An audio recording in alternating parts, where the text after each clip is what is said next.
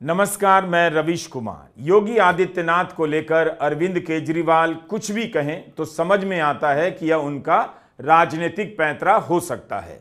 लेकिन जब बीजेपी के ही नेता बृजभूषण सिंह योगी आदित्यनाथ की आलोचना करें तब यह केवल पैंतरा नहीं हो सकता। क्या यूपी में कोई ऐसा टापू बनाया जा रहा है जहां से योगी आदित्यनाथ को निशाना बनाया जा सके? हम आज के वीडियो में बात करेंगे कि योगी आदित्यनाथ को लेकर रहस्य क्यों गहराया रहता है। क्या 2024 का साल उनके लिए अस्तित्व की लड़ाई का साल होने जा रहा है? शिवराज सिंह चौहान की तरह योगी के साथ कुछ भी हो जाएगा, इस तरह की चर्चाएं क्यों चल पड़ती हैं? तब बीजेपी की भीतरी जानकारी रखने वालों ने इस बात को नोट क्यों नहीं किया कि पूरे देश में बीजेपी की एक ही तरह की होर्डिंग लगाई गई जिसमें केवल मोदी ही थे, मगर यूपी में इसे लगाने के बाद बदल दिया गया। अब मोदी के साथ योगी भी नजर आने लगे हैं। यह बदलाव कैसे आ गया? मजबूरी में आया या योगी के दबाव में आया? हम इस वीडियो में इन सब पर आगे बात करेंगे। चर्चाओं में आप यूपी के मुख्यमंत्री को जितनी बार चाहें कुर्सी से हटा दीजिए, जितनी बार चाहें कुर्सी पर वापस बिठा दीजिए, लेकिन योगी का वजूद इतना हल्का भी नहीं कि उन्हें शिवराज सिंह चौहान की तरह हटा दिया जाए। ऐसा हुआ तो हिंदुत्व की राजनीति के दो फाड़ हो जाएंगे।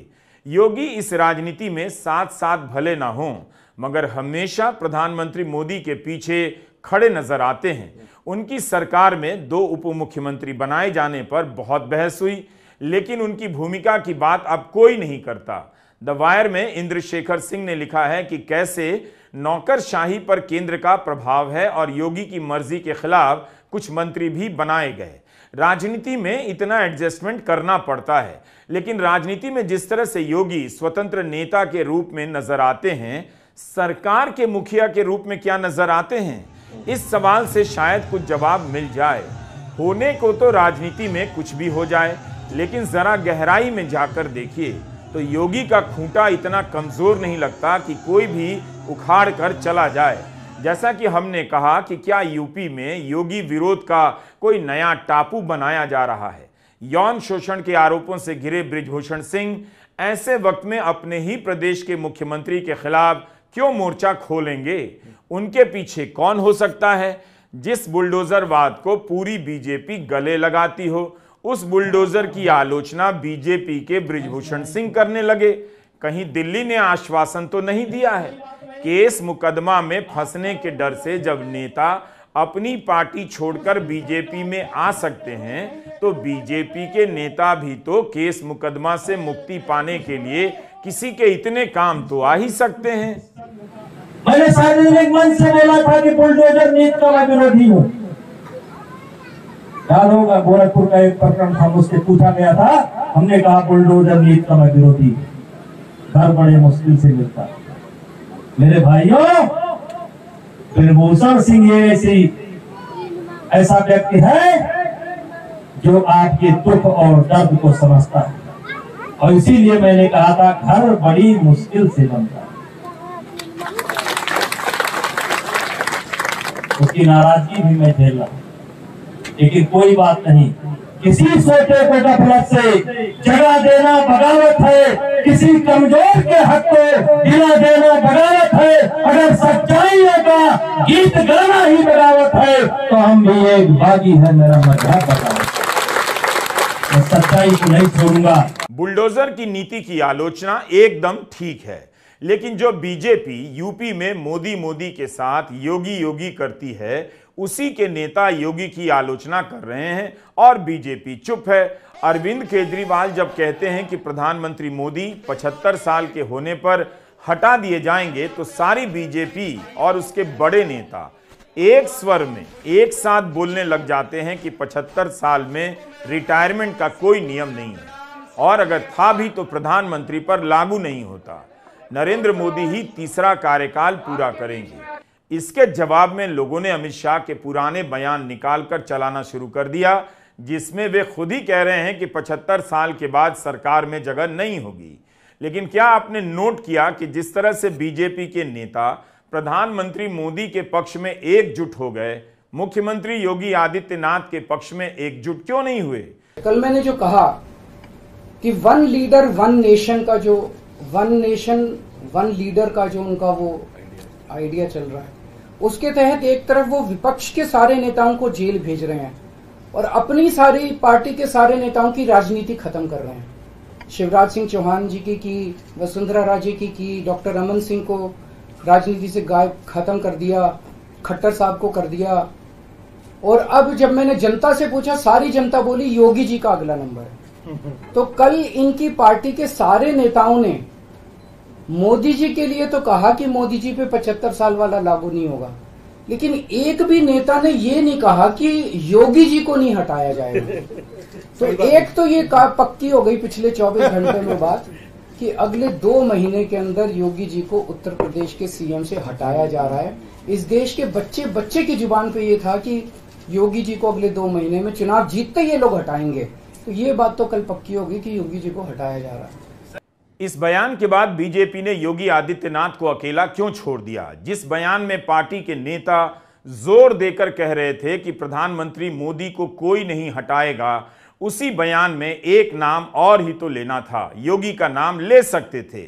कम से कम योगी आदित्यनाथ ही अरविंद केजरीवाल की बातों की आलोचना कर देते कि वे पहले अपना घर देखें, मेरी या भाजपा की चिंता ना करें। योगी आदित्यनाथ बीजेपी के लोकप्रिय नेताओं में से हैं। दूसरे राज्यों में प्रचार के लिए उनकी मांग होती है। टाइम्स ऑफ इंडिया में छपा है कि योगी आदित्यनाथ 7 मई से पहले के 41 दिनों में 100 रैलियां कर चुके हैं। ज्यादातर रैलियां यूपी में ही की हैं। निश्चित रूप से बीजेपी के भीतर यूपी में योगी आदित्यनाथ ही कद्दावर नेता हैं। फिर यह बीच बीच में चर्चा क्यों चल पड़ती है कि प्रधानमंत्री मोदी और मुख्यमंत्री योगी के बीच कुछ अच्छा नहीं चल रहा, योगी जी जा सकते हैं।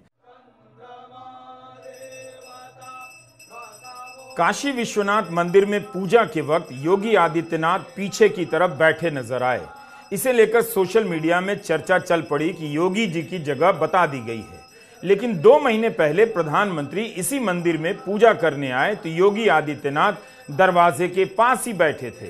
अच्छा होता कि प्रधानमंत्री नरेंद्र मोदी योगी आदित्यनाथ को भी अपने बगल में बिठाते।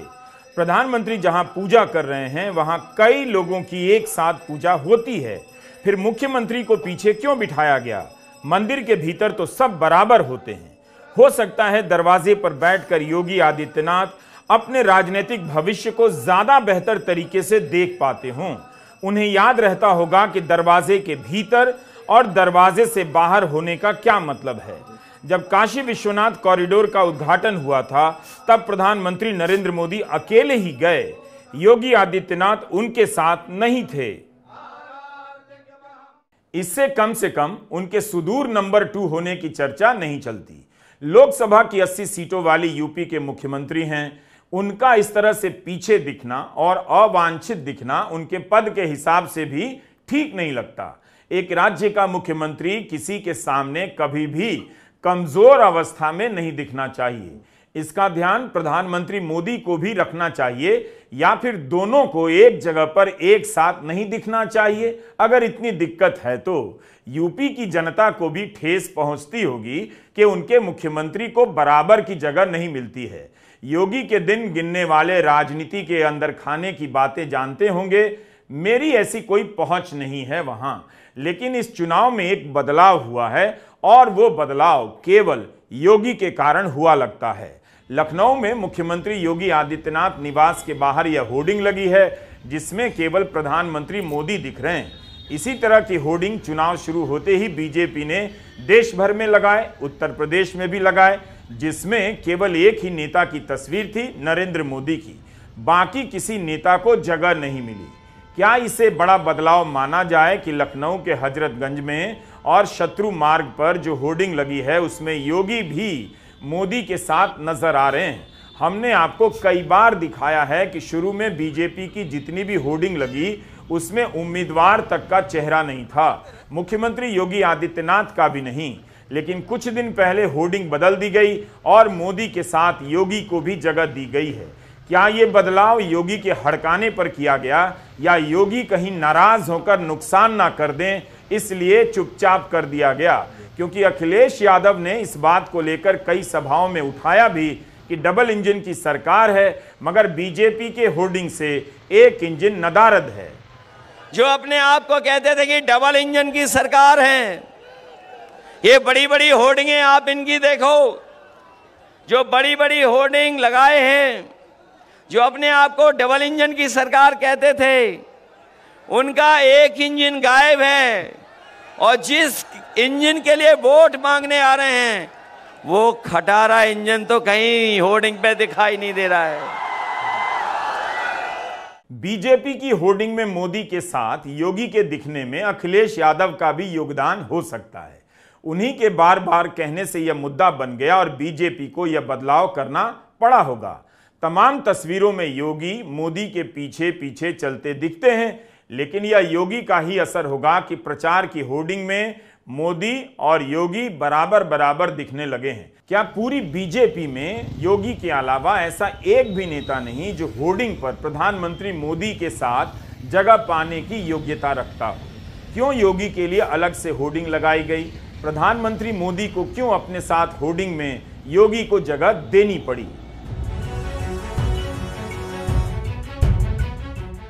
आज प्रधानमंत्री नरेंद्र मोदी जब अपना नामांकन पत्र भरने गए, तब उनके साथ रिटर्निंग अफसर के कमरे में मुख्यमंत्री योगी आदित्यनाथ भी नजर आए। क्या इस बार प्रधानमंत्री मोदी योगी को लेकर खास ध्यान रख रहे हैं कि वे साथ साथ नजर आए? इससे एक इशारा मिलता है कि योगी अभी इतने कमजोर नहीं हुए हैं कि उनकी मर्जी के बिना उन्हें पोस्टर से गायब कर दो या यूपी से नदारद कर दो। ऐसा करना आसान नहीं। प्रधानमंत्री मोदी इस बार यूपी की सभाओं में योगी का नाम भी लेने लगे हैं, उनकी सरकार के काम गिना रहे हैं। मोदी को लग गया है कि यह चर्चा उनके लिए ठीक नहीं। यूपी की जनता इसे बाहरी हस्तक्षेप के रूप में देख सकती है और तब गेम पलट सकता है। इसलिए मोदी भी योगी योगी करने लगे हैं। और जो लोग योगी जी की पहचान सिर्फ बुलडोजर से करते रहते हैं, मैं उनकी जरा आंखें खोलना चाहता हूं, उनकी आंखें खोलना चाहता हूं। उत्तर प्रदेश में आजादी के बाद जितना औद्योगिक विकास नहीं हुआ वो अकेले योगी जी के कालखंड में हुआ है। वन डिस्ट्रिक्ट वन प्रोडक्ट का उनका मिशन आज पूरे देश में नई इज्जत बना रहा है। आपने सिर्फ बुलडोजर की बातें कही, अगर विकास को नई ऊंचाइयों पर कोई ले गया है तो योगी जी की सरकार ले गई है। और काशी के सांसद के नाते, मैं उत्तर प्रदेश का सांसद हूं, ये मेरे भी माननीय मुख्यमंत्री है, मैं गर्व अनुभव करता हूं कि मेरे पास ऐसे साथी हैं। किसी भी हिसाब से देखिए तो बीजेपी के तमाम मुख्यमंत्रियों में और नेताओं में जो चुनौती योगी से मिल सकती है, प्रधानमंत्री मोदी को किसी और से नहीं मिलती। इस बार प्रधानमंत्री मोदी योगी से वैसी दूरी नहीं बना रहे हैं। होर्डिंग में मोदी के साथ योगी हैं, नामांकन भरने के समय मोदी के साथ योगी हैं और बनारस के रोड शो में भी मोदी के साथ योगी हैं। लेकिन 2019 के लोकसभा चुनाव के समय जब प्रधानमंत्री मोदी ने बनारस में रोड शो किया, तब वाहन पर अकेले ही सवार थे।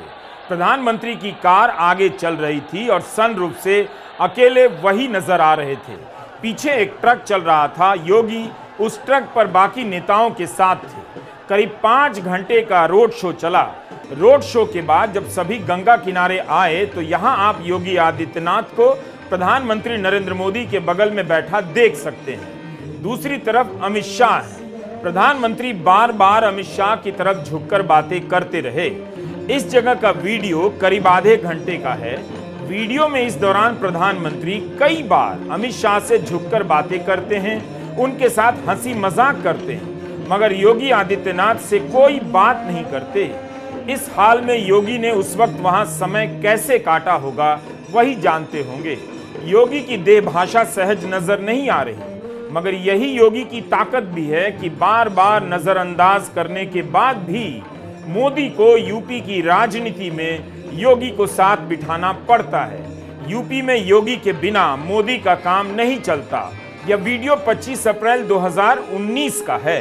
इस जगह के ठीक बाद जब सभी आरती के लिए खड़े होते हैं तो योगी आदित्यनाथ प्रधानमंत्री से दूर नजर आते हैं। एक सीढ़ी पीछे खड़े हैं। प्रधानमंत्री चाहते तो उन्हें अपने साथ रख सकते थे। अमित शाह प्रधानमंत्री के साथ आरती कर रहे हैं, योगी आदित्यनाथ दूर नजर आते हैं। अब आप नामांकन की तस्वीर देखिए। 2019 में मोदी का एनडीए कितना अलग नजर आ रहा है। प्रकाश सिंह बादल, नीतीश कुमार, नितिन गडकरी, उद्धव ठाकरे, हेमंता बिस्वा शर्मा और योगी आदित्यनाथ भी नजर आ रहे हैं। काफी देर तक इस वीडियो में योगी आदित्यनाथ दिखाई नहीं देते।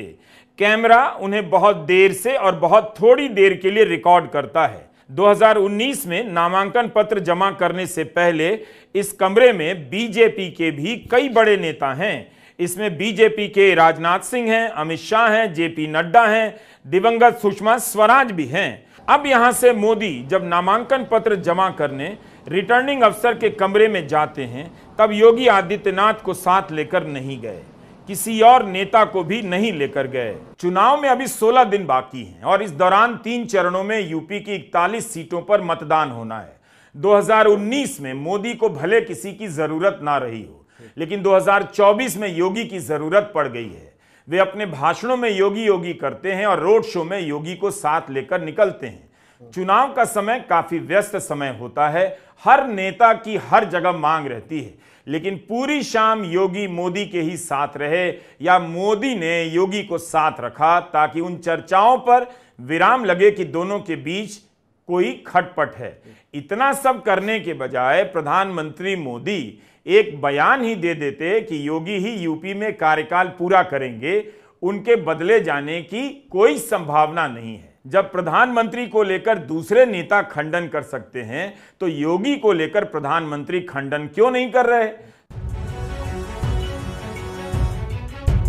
13 मई को प्रधानमंत्री मोदी ने बनारस में रोड शो किया, तो मुख्यमंत्री योगी आदित्यनाथ को साथ होना ही था। योगी आदित्यनाथ शारीरिक रूप से कद में प्रधानमंत्री से छोटे हैं, मगर इस गाड़ी में प्रधानमंत्री को और ऊंचा किया गया। जाहिर है उनका रोड शो है तो जनता की नजर उन पर पड़नी चाहिए, लेकिन मुख्यमंत्री का उनसे नीचे नजर आ जाना सहज नहीं लगता है। प्रधानमंत्री के रोड शो में इस तरह की व्यवस्था क्यों बनाई जाती है कि हर समय दिखता रहे कि कौन बड़ा है कौन छोटा? ऐसा आप राहुल गांधी और प्रियंका गांधी के रोड शो में नहीं पाएंगे। उनके आसपास लोग बराबरी के साथ खड़े नजर आते हैं, लेकिन इस रोड शो में यह क्यों दिखाया जा रहा है कि योगी का दर्जा कहां है, प्रधानमंत्री का कहां? यहां अरविंद केजरीवाल का रोड शो आप देख सकते हैं। उनके साथ पंजाब के मुख्यमंत्री भगवंत मान होते हैं। नेता होने के नाते केजरीवाल आगे होते हैं, लेकिन उनका कद ऊंचा नहीं किया गया है। रोड शो में केजरीवाल का भाषण तो होता है, उसके बाद भगवंत मान का भी।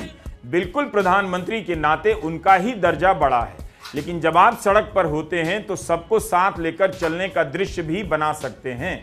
रोड शो के दौरान कई बार लगा कि योगी आदित्यनाथ अवांछित नजर आ रहे हैं। प्रधानमंत्री सार्वजनिक रूप से कुछ भी ऐसा नहीं करते जिससे लगे कि योगी के साथ उनके दोस्ताना संबंध नहीं है। लोगों का अभिवादन करने में इतना व्यस्त दिखने लगते हैं जिससे किसी का ध्यान ही ना जाए कि मोदी जी योगी जी को नोट नहीं कर रहे, लेकिन नोट हो जाता है। ऐसे में योगी आदित्यनाथ के भीतर क्या होता होगा वही बता सकते हैं, लेकिन निजी तौर पर यह जानना दिलचस्प रहेगा कि वे प्रधानमंत्री के साथ बहुत पीछे या साथ साथ चलकर भी दूर दूर नजर आते हैं, उन्हें क्या अच्छा लगता है। अक्सर ये दूरी प्रधानमंत्री की तरफ से बढ़ती जाती है। कई जगहों पर योगी आदित्यनाथ भी प्रधानमंत्री के साथ हाथ उठाकर जनता का अभिवादन करते देखे गए, लेकिन लग रहा था कि व्यक्तित्व खुलकर सामने नहीं आ पा रहा है। इसी वजह से प्रियंका गांधी ने प्रधानमंत्री के रोड शो पर चुटकी ली है। तो मोदी जी तो अपनी दुनिया में रह रहे, कट गए हैं आपसे। वाराणसी के सांसद हैं, मैं चुनौती देती हूँ, एक कोई बता दे मुझे कि किसी के घर कभी गए वाराणसी में। वो कल भी रोड शो किया उन्होंने, बड़ी गाड़ी में यूं खड़े हो गए, इतने ऊंचे कि हाथ भी नहीं पहुंचता वहां। और हाथ तो वो तो छोड़िए, जनता उधर है, इतने सुरक्षाकर्मी इधर, इतने उधर, और बीच में चल रहे खड़े हैं ऐसे, यूं यूं हाथ हिला रहे। उनको क्या मालूम कि आपके दुख क्या है? वो तो कट चुके हैं पहले ही आपसे, सिर्फ सेठों के साथ दिखते हैं। कभी कष्ट नहीं किया है आपकी समस्याओं को सुनने का।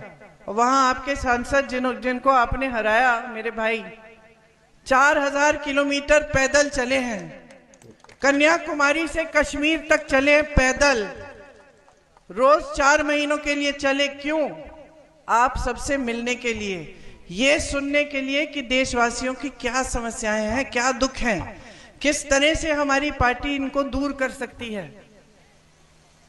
तो ये फर्क है नेताओं में, और ये विचारधारा की फर्क है, और ये एक राजनीतिक सभ्यता की फर्क है, और आपको ये समझना बहुत ही जरूरी है। अगर रोड शो में प्रधानमंत्री मोदी ने योगी को साथ रखा ही था तो दिखना भी चाहिए था कि दोनों के बीच एक ही पार्टी का सदस्य होने के नाते मधुर संबंध है। ऐसा नहीं कि प्रधानमंत्री मोदी मंच पर बीजेपी के उम्मीदवारों के साथ हंसते बोलते नहीं। बिहार के छपरा की रैली में मोदी शाहनवाज हुसैन से कितनी बातें कर रहे हैं। शाहनवाज हुसैन ने ट्वीट भी किया है कि उनसे बात की और खराब गले का हाल जाना। लेकिन क्या आपने प्रधानमंत्री मोदी को योगी आदित्यनाथ के साथ कुछ इस तरह का करते देखा है जिससे लगे कि दोनों हंसते बोलते भी हैं, एक दूसरे को लेकर सहज भी हैं? इस चुनाव में योगी कई बार भारी पड़ते नजर आए। अब देखिए 13 मई को कन्नौज में मतदान हुआ। बीजेपी के उम्मीदवार और निवर्तमान सांसद सुब्रत पाठक चुनाव आयोग को 44 पत्र लिख चुके हैं। कन्नौज पुलिस ने सुब्रत पाठक के सभी आरोपों का खंडन किया कि कहीं बूथ नहीं लूटा गया और मतदान शांतिपूर्ण रहा। कोई 44 पत्र लिखता भी है? अरे जो ना करा क्या कराएंगे। यही नहीं, अपने कार्यकर्ता को छुड़ाने आए तो सुब्रत पाठक की दबंगई देखते बनी। योगी की पुलिस को ऐसे धमका रहे थे जैसे किसी की परवाह नहीं। सुब्रत पाठक ने तो विजिलेंस की जांच कराने की धमकी दे डाली। योगी ने सुब्रत पाठक के लिए प्रचार किया था।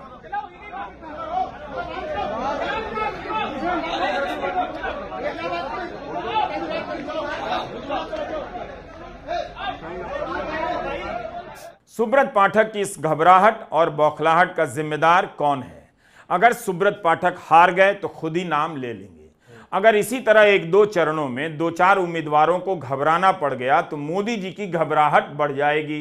इसलिए योगी उनके रोड शो में साथ साथ नजर आ रहे हैं, भले ही दोनों की मौजूदगी में कुछ साथपन ना दिख रहा हो। 2019 में बीजेपी को यूपी में 62 सीटें मिली। इस बार उससे अधिक पाने के लिए मोदी को योगी योगी करना पड़ेगा और सीटें इससे कम ना हो जाए, इसके लिए भी योगी योगी जपना पड़ेगा। यही इम्तिहान योगी का भी है। इस बार कहीं सीटें कम हुई तो योगी आदित्यनाथ के खिलाफ बोलने वालों में बृजभूषण सिंह अकेले नहीं होंगे।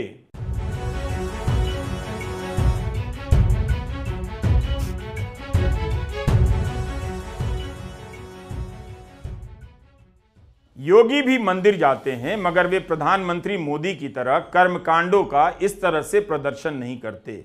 धर्म की राजनीति योगी भी करते हैं, लेकिन बहुत ज्यादा असुरक्षित नजर नहीं आते। उत्तर प्रदेश में आते ही प्रधानमंत्री अपने धार्मिक रूप को लेकर ज्यादा मुखर हो जाते हैं।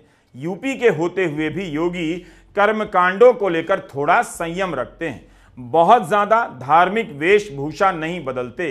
प्रधानमंत्री मोदी इन दिनों बनारस में हैं। टीवी पर उनका इंटरव्यू देखकर लगता है कि पत्रकार भी उन्हें बाबा की तरह देखने लग गए हैं, और प्रधानमंत्री के जवाब सुनकर लगता है कि यहां वे काम काज पर बात करने नहीं आए हैं। उनका संवाद दैहिक भौतिक सीमाओं से ऊपर उठकर दैविक हो जाता है। वे ईश्वर आराधना, काशी से संबंध पर लंबा लंबा बोलते चले जाते हैं। कभी रोने लग जाते हैं तो कभी ख्यालों में खो जाते हैं। कहां तो अग्निवीर पर बोलना चाहिए लेकिन भूल जाते हैं। धर्म की भावभंगिमा ने प्रधानमंत्री मोदी को कई सवालों से बचा लिया है। इलेक्टोरल बॉन्ड पर पत्रकार उनसे सवाल नहीं पूछते, अग्निवीर पर नहीं पूछते, मणिपुर पर नहीं पूछते, बृजभूषण सिंह पर नहीं पूछते। गंगा के तट पर इंटरव्यू चल रहा होता है। आप देखिए कि पत्रकार नमामि गंगे पर कितनी तैयारी करके गए हैं। पिछले साल जनवरी में जो जहाज चला था, याद है ना, गंगा विलास क्रूज, वो कहां गया? दोबारा क्यों नहीं दिखा? बनारस में बंदरगाह बनाने की बात हुई, उसका क्या रिकॉर्ड है? यह भी नहीं पूछते। बस काशी और मोदी के संबंध पूछकर भावुक कर देते हैं। प्रधानमंत्री मोदी खुद को राष्ट्रीय पुजारी की भूमिका में पेश कर रहे हैं, जैसे उनका चुनाव इन्हीं सब बातों पर जवाब देने के लिए हुआ है। राजनीति में इतना आराम किसी दूसरे नेता को नहीं मिला। केवल भगवान का नाम लेकर बेड़ा पार हो गया, काम पर बात करने का मौका ही नहीं आया। हमने किसी राजनीतिक जानकार का बयान अपने वीडियो में शामिल नहीं किया। सच यही है कि इस स्तर पर क्या कुछ हो रहा है योगी और मोदी के बीच किसी को पता नहीं होता। हम बहुत ज्यादा अटकलों में नहीं जाना चाहते थे। बीजेपी के समर्थकों के बीच मोदी और योगी का नाम युग्म की तरह लिया जाता है, साथ साथ आता है, लेकिन जब आप सार्वजनिक मंच पर दोनों को देखते हैं तो लगता है कि प्रधानमंत्री मोदी योगी से जुड़ना नहीं चाहते और योगी प्रधानमंत्री के करीब और साथ साथ चलने का साहस नहीं कर पाते।